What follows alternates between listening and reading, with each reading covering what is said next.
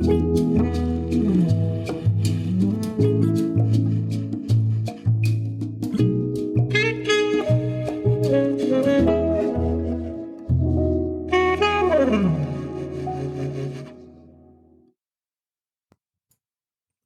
everyone. I'm Rick Barron, your host, and welcome to my podcast, That's Life, I Swear.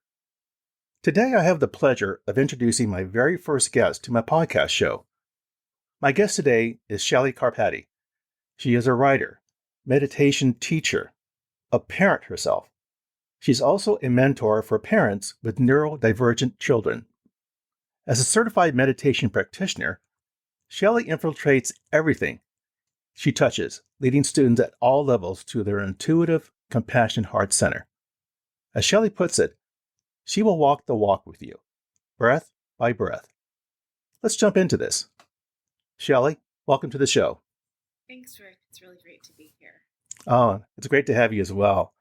You know, when we were preparing for this podcast, we discussed various things, but you came up with a very good suggestion, and that was you like to open the conversation with a very brief guided meditation exercise that would help kick off this discussion, which I think is a great idea for the topic that we're going to cover. So that said, the floor is yours, Shelley, so please take it away. Great. Thank you so much. So I invite you and the listeners to, if you're driving, don't do this. Little caveat, but just if you're at home listening, I invite you to take a seat and get comfortable and just slow down and begin to notice your breath. I invite you to close your eyes if that's comfortable for you. If not, just take a soft gaze 2 feet in front of you. Take 3 cleansing deep breaths.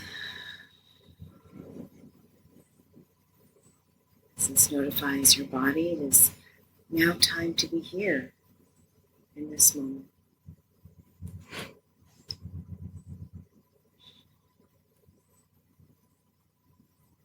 Begin to relax and feel your scalp and your head, relaxing your brow, unclench your jaw,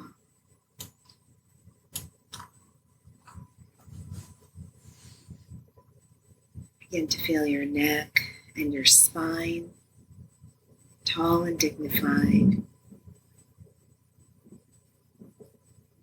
relaxing your shoulders down away from your ears.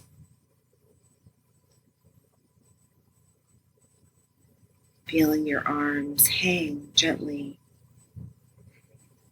hands resting on your lap.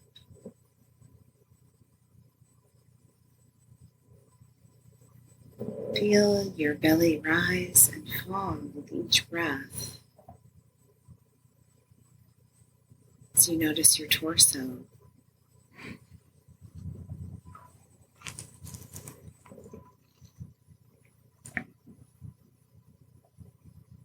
Feel how your seat is connected to your chair. As you're pulled down by the natural weight of gravity. You can't see it, but it's there supporting you, grounding you.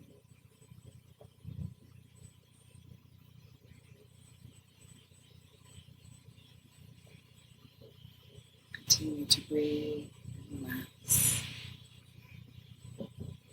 As you feel your thighs and knees, calves,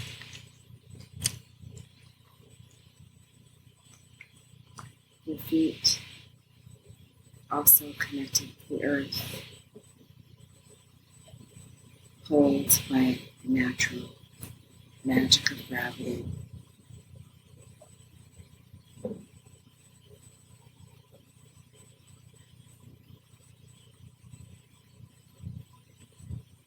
As you rest here in this moment with loving awareness of each breath, nourishing for each moment in this present moment. And now this present moment.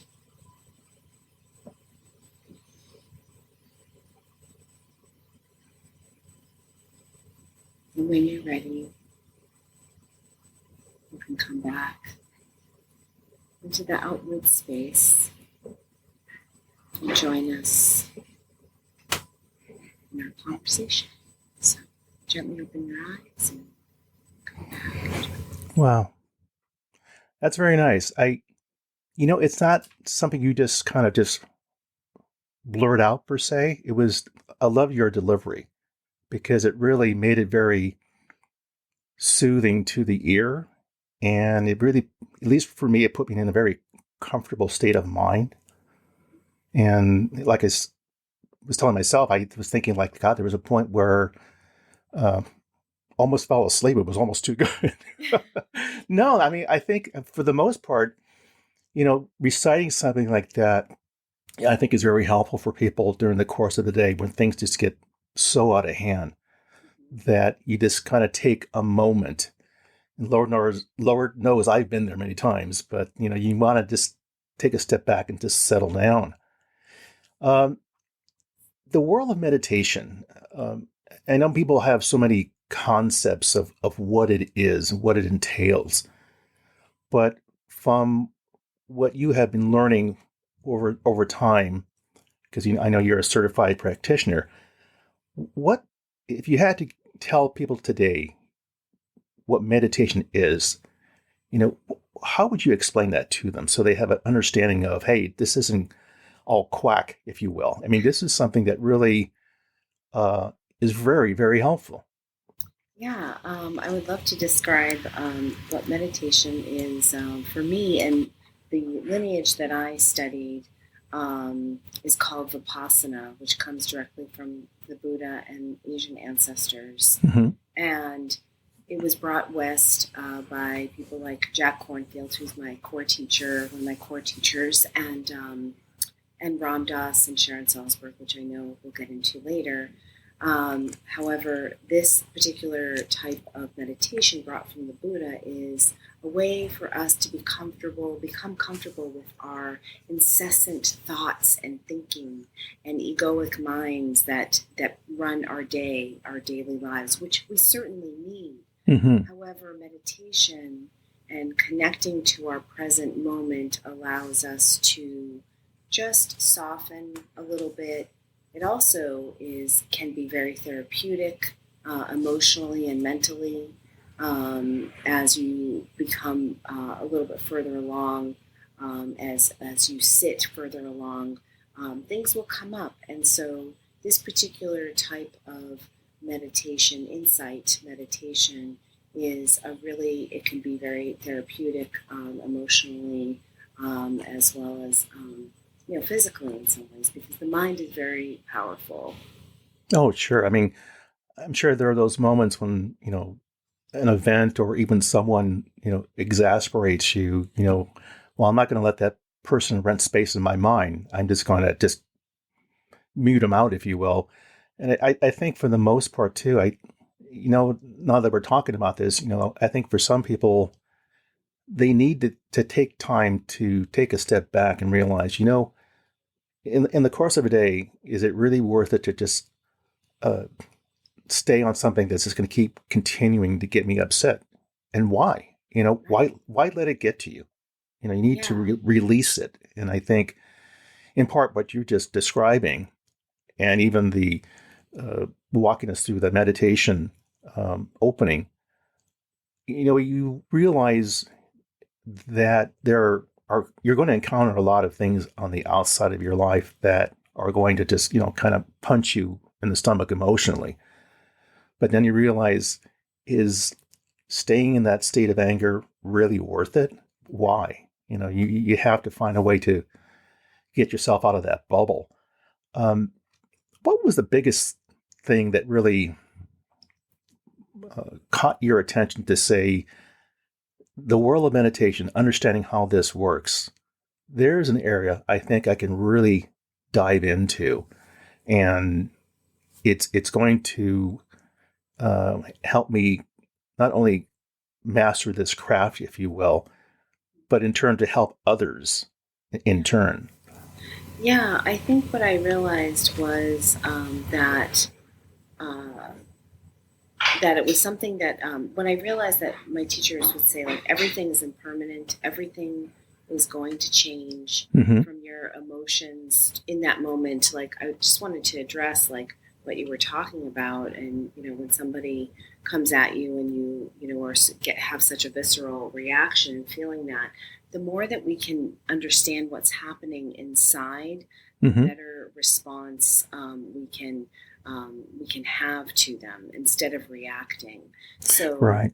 we all have these visceral reactions that are basically embodied in our past. So we're bringing all of our past experiences, like as human beings, we're taught to be in the left side of our brain, the fight or flight part of our brain, constantly to protect Yes. ourselves. And so what happens is when we realize that, oh, that's just my egoic, like, fear brain that's trying to protect myself because of my past experiences, um, guess what? So is the other person. So Mm-hmm. how if we're both coming at this, experience and interaction with all of our past experiences, and our hurts and our fears, then we're not going to get anywhere if we can't fully be present and see the other person for what they're trying to express.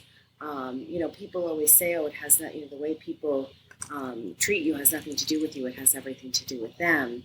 Doesn't mean it doesn't hurt. However, the meditation can help us become more comfortable with our inner selves and our inner and creates more love for ourselves, so that Mm-hmm. we can those things can roll off of us a lot easier, and we can have more understanding for others when they're perhaps not treating us the way that we'd like to be treated. And that No. doesn't mean not having interactions and conversations about it. There's a way to do it that is more thoughtful than outbursts and anger. Yeah, no, those are all very, very good points. And that kind of takes me back to when I was, before I retired and was working in Silicon Valley. I was in a meeting, and this one person just started uh, yelling at this person. And the person they were yelling at didn't say a word. They just remained very calm. And as the person who was doing the yelling, the tone and the pitch started to come down, as if this person was letting their silence not let this person get them disrupted. And eventually they explained why they were upset. And the person said, well, why didn't you just tell me that? You didn't have to go through all of this. But let me explain to you why these events happened the way they did. And after it was explained, well, the person who was yelling didn't really have much to say. It was almost, they felt like they were embarrassed, if you will. Yeah. So I think to your point, you have to let the person maybe just say what they want, but then try to understand what their feelings are. And, in most cases, you don't know what a person's life has been Right. prior to you meeting them. So sometimes they have cultivated various emotions inside of them that they carry with them throughout their lives. Exactly. And But, that person wanted to, in that meeting, uh-huh. the person that was yelling was probably just, they're driven by their minds, and they weren't connected to their hearts. And what the other person did was create that safe space to be like, look, I'm just going to hold Exactly. space for you until you're ready to get to your heart. Because right now you're just talking from your head. And that's really hard to do in business because, it's all about results and ROI. So it's very hard for people to realize, like, hey, if we can get in our heart space, that's where the truth lies, not Sure. always necessarily in our heads. Yeah, sure. Oh. The truth is that we want to get to point Z, But in order to get there, if we want to have support of others in helping us get there, you have to lead with heart, and you'll get there a lot faster and a lot easier. Oh yeah, absolutely. I I was kind of curious. You have done a lot. Just looking at your website and your blog, and to the audience, I would say too. At the conclusion of this podcast, I'm going to provide links to Shelley's website and blog post. And please, I invite you to visit it. I have gone through it various times, and her website's beautiful, by the way. Looks much better than mine. No, seriously, it's well done. But please do so. I guess my question is, do you have a core audience that you address, or does it matter? Yeah, that's a great question. Well, it depends on what I'm doing. So, when I'm writing, Mm-hmm. I often write about my experience. My experiences with meditation and my interactions with people, or just part of. I share. I get very vulnerable and share my journey on this path. Um, when I'm teaching meditation, for instance, it's people of all levels. When I'm out in the field in person, I go over to special spas where the guests come and participate in an hour Right. sitting. But when I'm working with parents, that's a little bit different as well. But I treat every meditation with the audience in mind, and what level they feel comfortable with, and how long we're going to work together. So, Good point. we can get deeper. So I can lead, like for instance, that type of meditation that I just led. We could have just sat and done a body scan for a good 30 minutes. I could have led us through a Wow. body scan for 30 minutes to get us into like very deep relaxation. So do you deal with large groups, or do you deal with individuals, or was it a combination of both? Yeah, it's a combination of both. Mm-hmm. Absolutely. Yeah, I've so like as part of my mental health advocacy, I've guided a room full of, there must have been 150 people in one room. Wow. Where I guided us in a meditation, and then that was in person. And then when I'm teaching at the spa, for instance, it's anywhere between 2 to 12 students. Mm-hmm. So it's more intimate, and we can talk more about it afterwards and explore their experiences. And then online, when I'm working with parents, it's more like a smaller, intimate group, so we can again also talk about our experiences with how we're feeling. Okay. With the groups and the individuals that you've dealt with, and I guess without um, sharing any names, so to speak, have you ever had an instance with a person, for example, that through your guidance and helping them understand their inner self, that at the end they said, what you did was so helpful for me? I mean, have you ever had one of those moments where you thought, am I really reaching this person? And all of a sudden you find out, wow, it worked. It helped them. Yeah, absolutely. I mean, if the student is willing to be relaxed and let me guide them, and if they approach it with honesty Mm-hmm. with themselves, then they'll have a better experience. But I've definitely had people where they're like, I'm here because I can't get my mind to stop. That's the most common thing that people Right. are like, I can't get my mind to turn off. And that's one of the most, misconceptions of meditation, is that it's to blank out your mind, and that's not what it's about. And so sometimes I'll see students like shifting and moving around, and I think, oh no, it's not getting through, and they're very uncomfortable. But that's part of the process. It's okay to Right. be uncomfortable. That's the point. It's to reach the edge of being uncomfortable and then saying like, oh, it's okay. Like, and just telling yourself that it's okay to be uncomfortable. Yeah. Do you ever tell these? Yeah. Do you ever tell these people beforehand that as we go through this exercise, uh, you might feel that emotion, feeling uncomfortable. Yeah, absolutely. And so what I do with that is I employ, so some of the most common things that happen for people when they're meditating is Hmm. analyzing. So Mm. we'll sit there and our thoughts are, this is what is all common among all humans. Well, if we're going to close our eyes, we're going to analyze, we're going to plan, we're going to catastrophize for the future, we're going to think about the past, we're going to be analytical, we're going to be judgmental. And so what I do is I name all of those common things, and people often at the end will say, how did you know I was judging? How did you know I was analyzing? And like just naming it releases its tight grip over our mind because it Right. will evolve. Like, so there's a couple ways to frame it. Sometimes I'll say, if we're quiet, I'll say, okay, where is your mind gone? Is it Hmm. analyzing? Put analyzing on a leaf. Imagine analyzing, putting it on the leaf and letting it float down the river. Just let it Right. go away. And then we move through analyzing. And then we gently move through planning. Are you planning? Has your mind moved to planning? Put planning on a leaf and let it Yeah. float down. What could be the reason for why people are afraid to release, if you will, like just let go of that? Do you ever have someone who just, I'm trying, but I just can't let it go?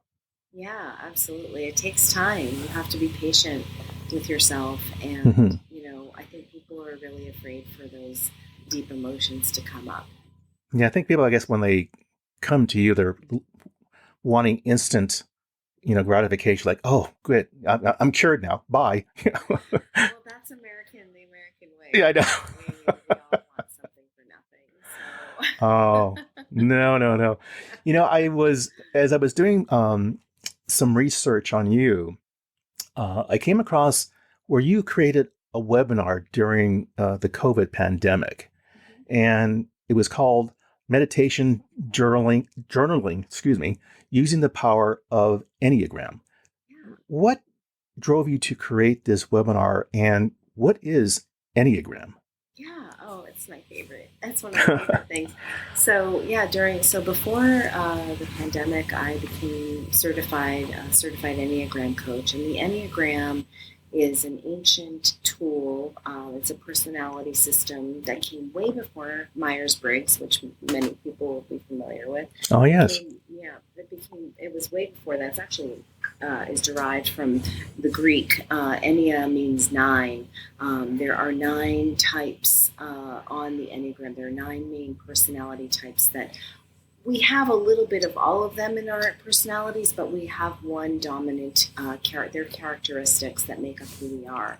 And Right. so, um, and so when we find out who we are and those characteristics, oftentimes it can be a little bit nerve ending because we're like, oh, because it exposes us Sure. with things that we might not be comfortable with. So I created this class that melds all of them together. So once the students find out what their types are, then then we meditate on that, and I pick words for each type as Hmm. journaling prompts. So, for instance, the 2 on the Enneagram is also known as the helper.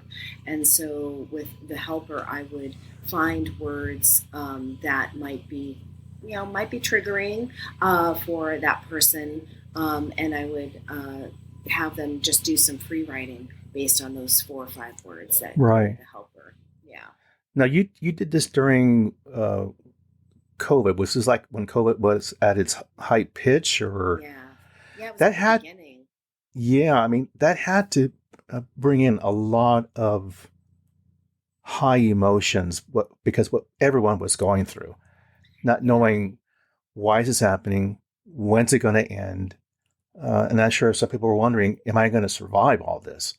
Right. So, could you share with us maybe some of the moments you had with some of these people as, how do I cope with what is happening that I Yeah. can at least maintain my sanity, if you will.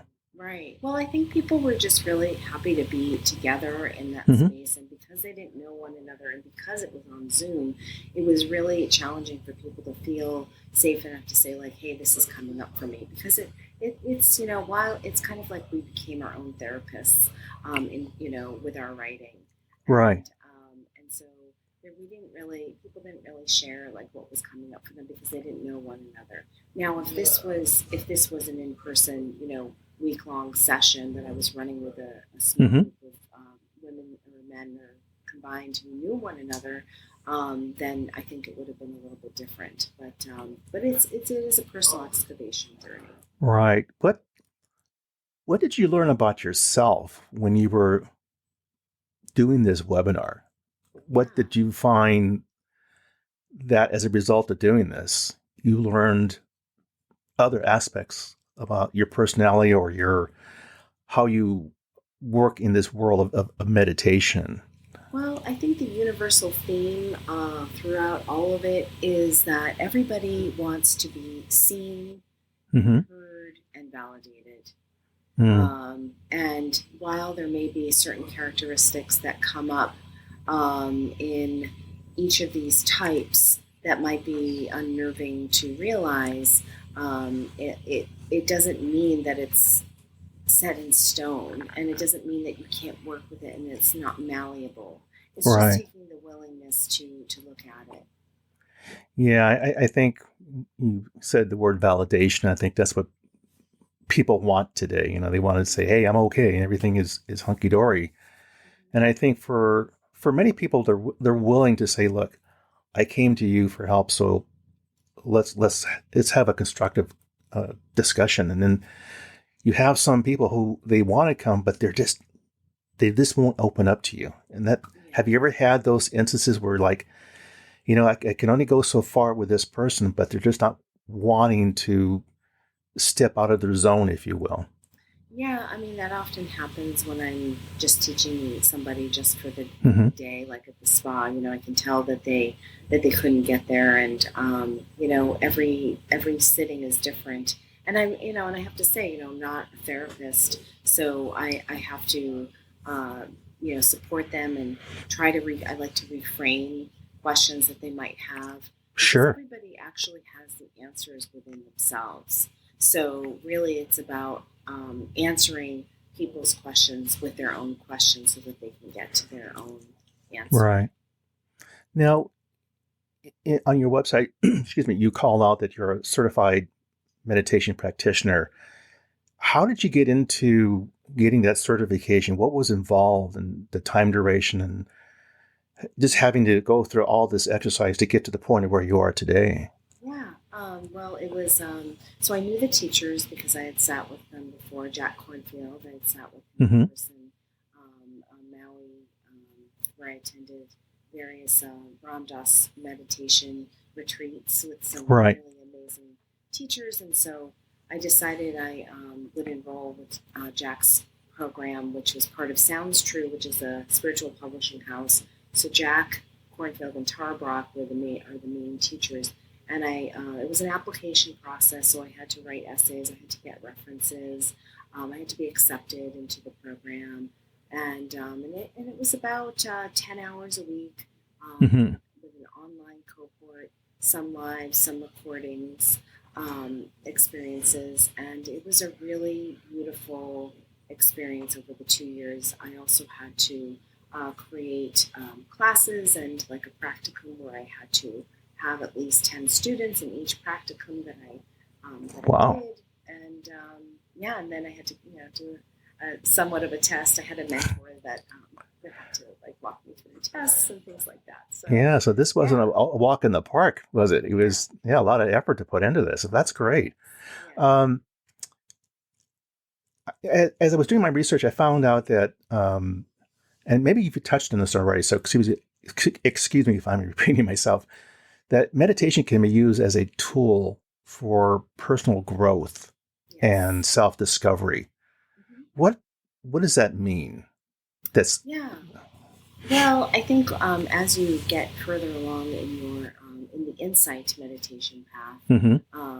Like I was saying earlier about like identifying your thoughts into like identifying those thoughts, whether they're analyzing or planning, or even, you know, as you get more quiet, and if you do need to go through, you need to go through something that's bothering you, the quieter you become, the more you can hear, because the quieter you become, you can hear what your heart has to say instead of your egoic mind, which Mm-hmm. is protecting you all the time. That's interesting. I know you keep going back, words to the effect, you know, like you just said, you know, the quieter you get, the more you listen to your heart and not your mind. Is it the heart because it's more of emotional state of mind that you want to go in that direction rather than, well, this is what I'm thinking, you know?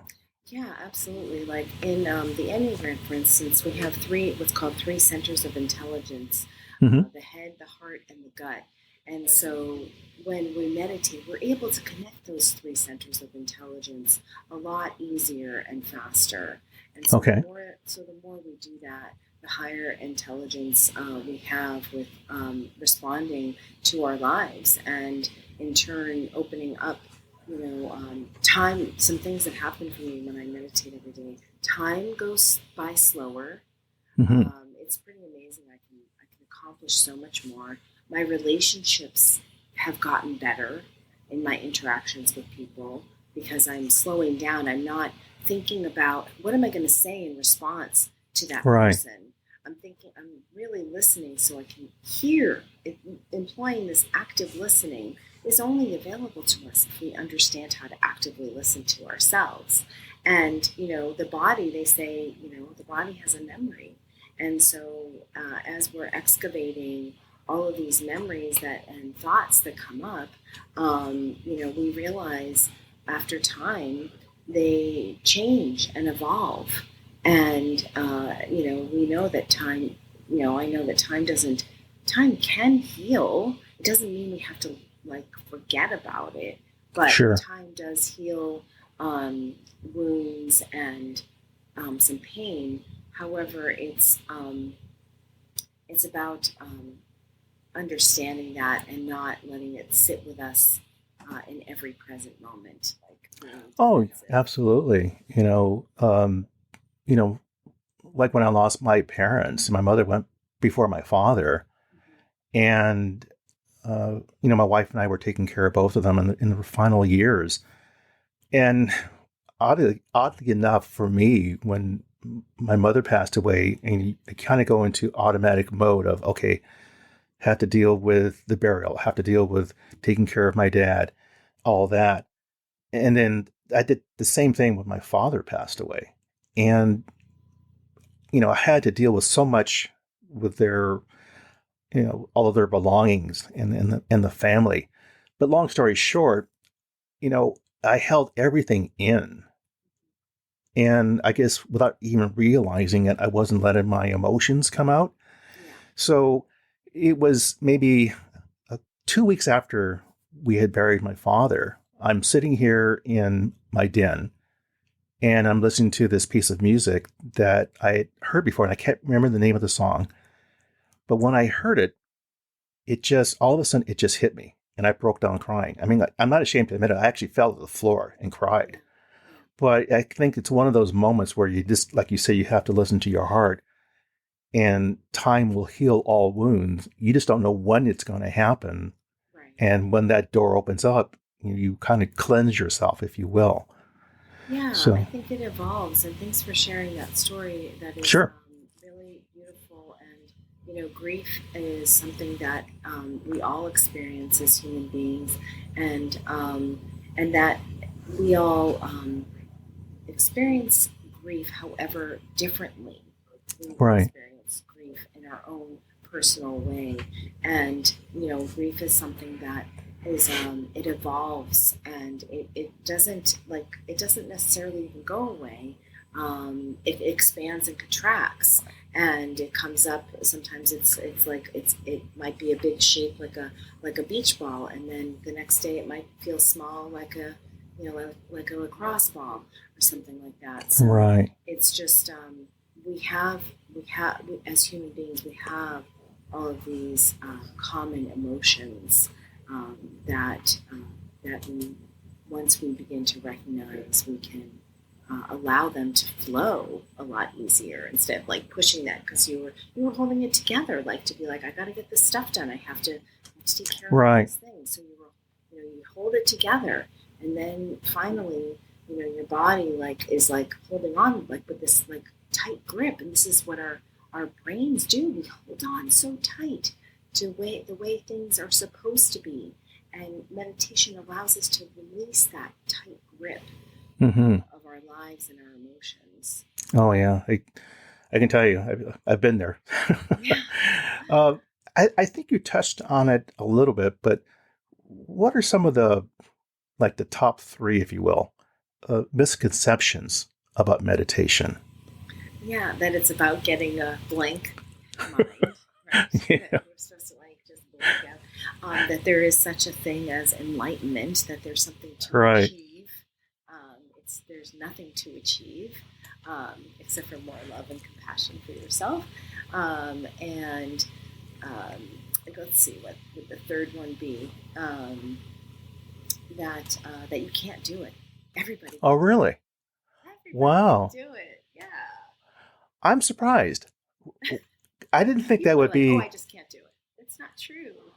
Why is it because they don't believe that it is something that is? Hey, we have a foundation here. This, if you just listen and listen to your heart, as you say, this can help you, but you still don't. Wow, that's interesting.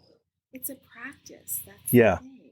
I can't say that I'm good at it because it's a practice. Some days my practice is terrible. My mind just it's incessantly going around. Right. But sometimes you have to mix it up. So this summer, I love being outdoors. Sometimes instead of sitting quietly with my mind, with my eyes closed in my house, Mm-hmm. I go out and sit by a creek in nature, by the trees. And instead of closing my eyes, I'll keep my eyes just focused on the stream in front of me. And I just focus on the sounds around me, allowing the sounds to be part of my experience. I listen to the birds. I hear the wind blowing. I hear the trees rustling. I hear the children playing. I hear the water, trickling by. That's meditation too, because I'm in the present moment and I'm noticing what's right. Right. And sometimes those moments just happen spontaneously. In case in point, I was sitting on my porch last week, just reading a book, and we have a fountain on the side of the fence that faces the street. And periodically, we know we get birds who will fly down there to drink the water. But as I was reading my book, I just happened to look up and I saw this tiny little bird, and it looked like he was just, bathing. And then all of a sudden, he just started going in a circle, and he stopped and he went again, and he did it like 4 times. Wow. But just watching that, it just took my mind off of everything that had happened that day. It was just one of those moments that, there are those moments that just put your mind at ease, that you don't really need to worry as much as you think you need to. No, exactly. Yeah, and we're all, the more that we realize that, the more Mm-hmm. everything will be okay.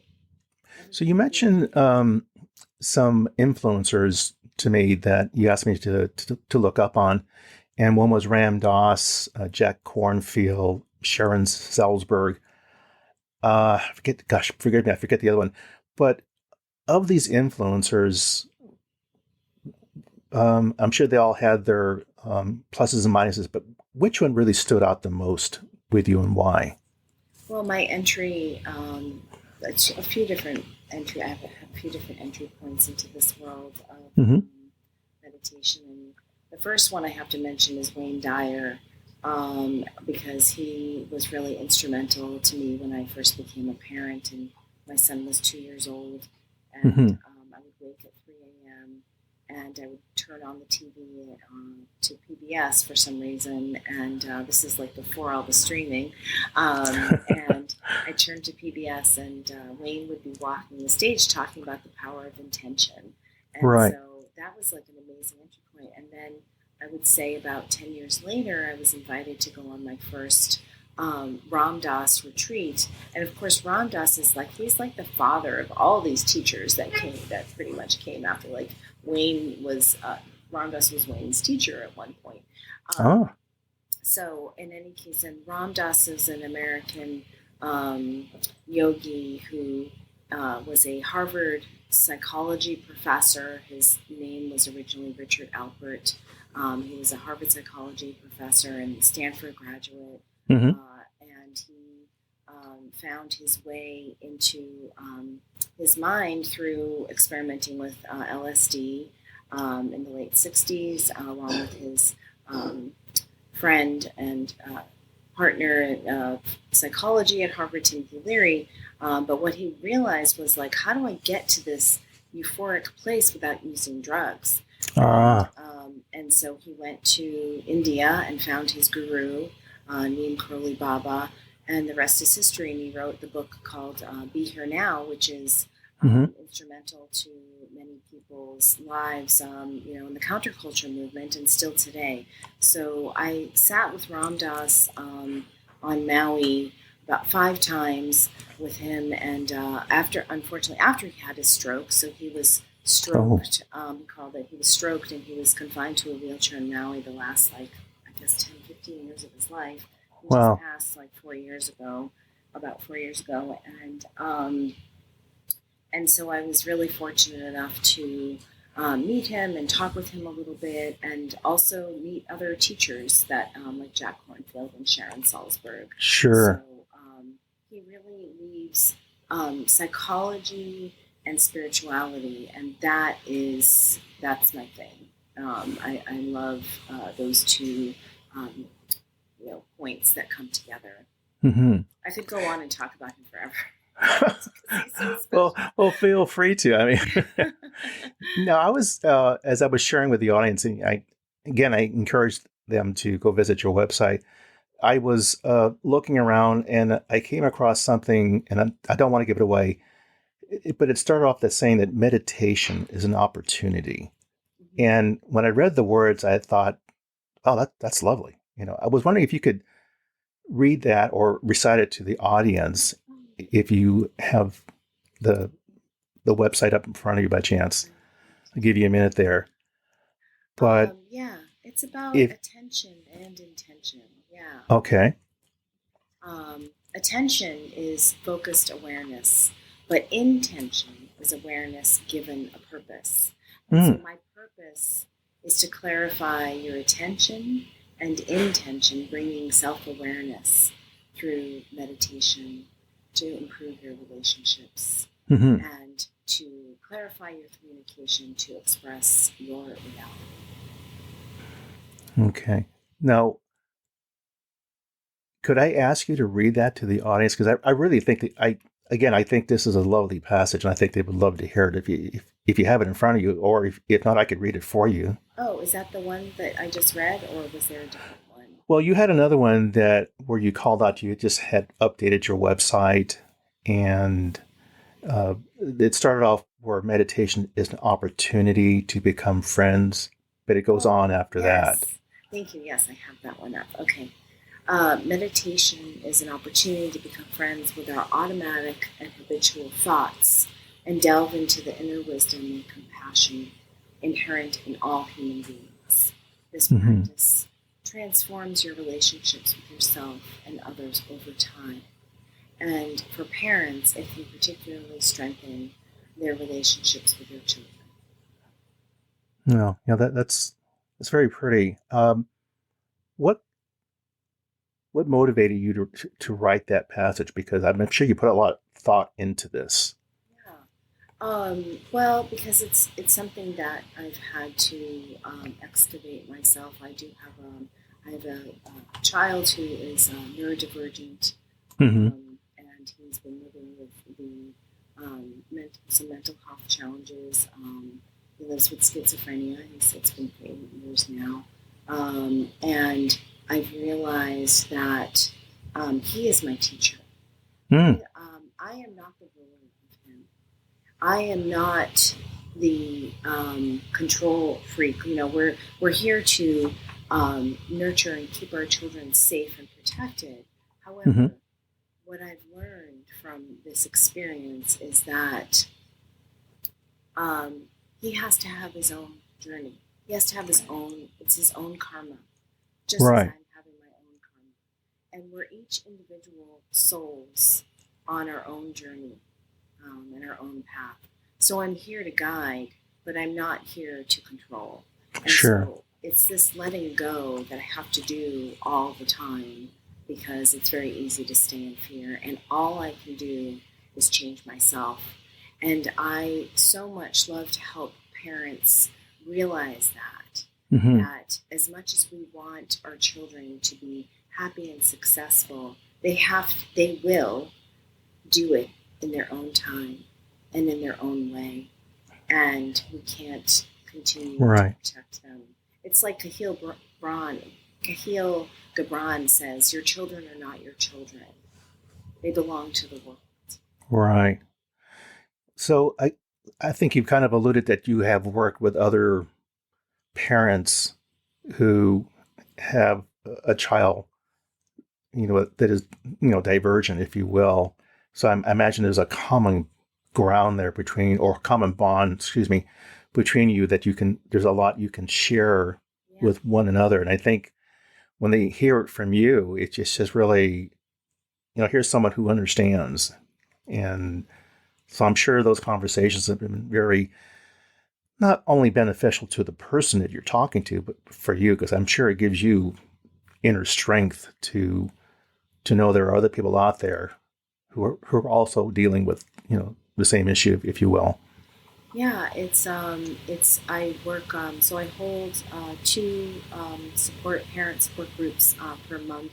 Hmm. Um, we actually so some of the parents are do have children that are neurodivergent, all different issues. Some parents have children that are transitioning to another gender.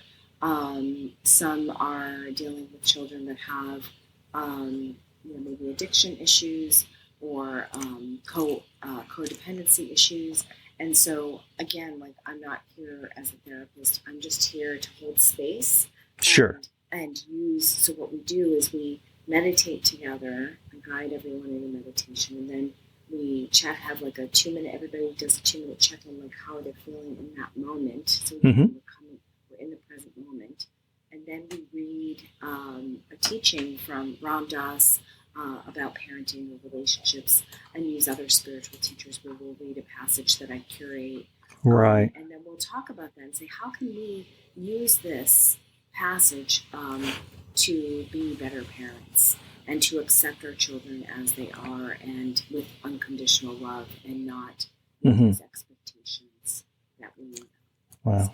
Those. I would imagine those types of sessions are some very heavy conversations and Yeah. very, I would imagine, very emotional conversations. And it's I'm sure that there's strength building and there's emotional building. And I can't imagine what it must feel like. I can try, but just knowing, well, and you have to think about this. At least you're there to help them, because it's an outlet for them to say, look, here's someone I can talk to.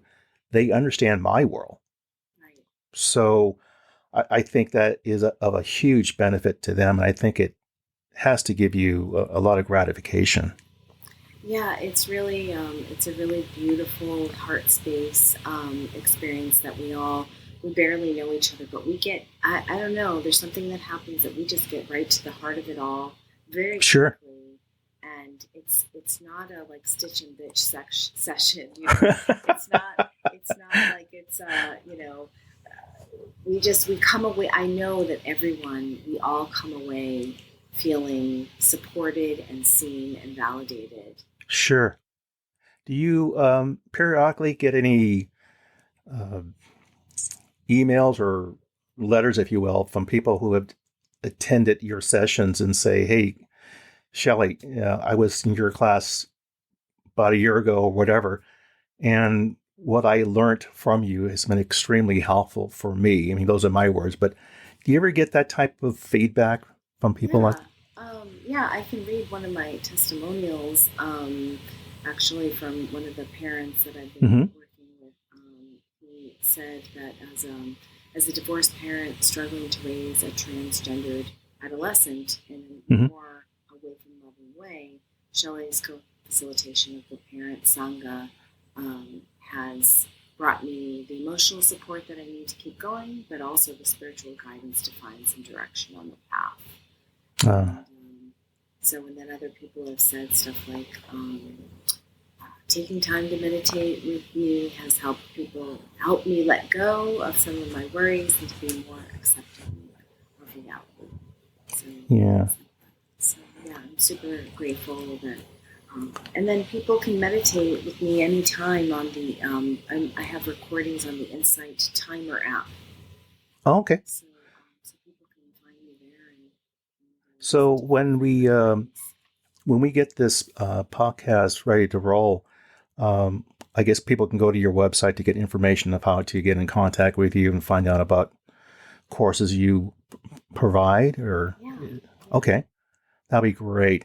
So we've covered a lot of ground here, and this has been, at least for me, it's been very enlightening because you share things with me I never really knew about meditation. And when I did my research, I also found information that gave me an eye opener. Like, okay, this isn't just you know a fluke. I mean, there's something here, and if you take the time, like you say, to listen with your heart, you will find that you're going to be better off for it in the long run. It's almost like you take the time to smell the flowers, so to speak, and don't worry about the small little things that would get you upset. It's just not worth it. Right. With what time we have in our lives, I mean, it could go at any minute. So you've got to live the time that you have and live it fulfilling. Um, if you had a final thought that you would love to leave with the audience when they walk away from our discussion today, what would that be? That meditation is a practice and it's something you can start over again and again. Good. I like that. So listen, it's been great talking with you. I've been looking forward to having you on my show so we could talk about this. And again, I think you've offered a lot of insight, and I think people are going to enjoy going to your blog site and your website to get additional information. So for that, I'm going to say, well, there you go, my friends. That's life, I swear. For further information regarding the material covered in this episode, I invite you to my website, where you can find on either Apple Podcasts or Google Podcasts for show notes, calling out key pieces of content mentioned, and the episode transcript. As always, I thank you for listening. Be sure to subscribe here or wherever you get your podcasts so you don't miss an episode. See you soon.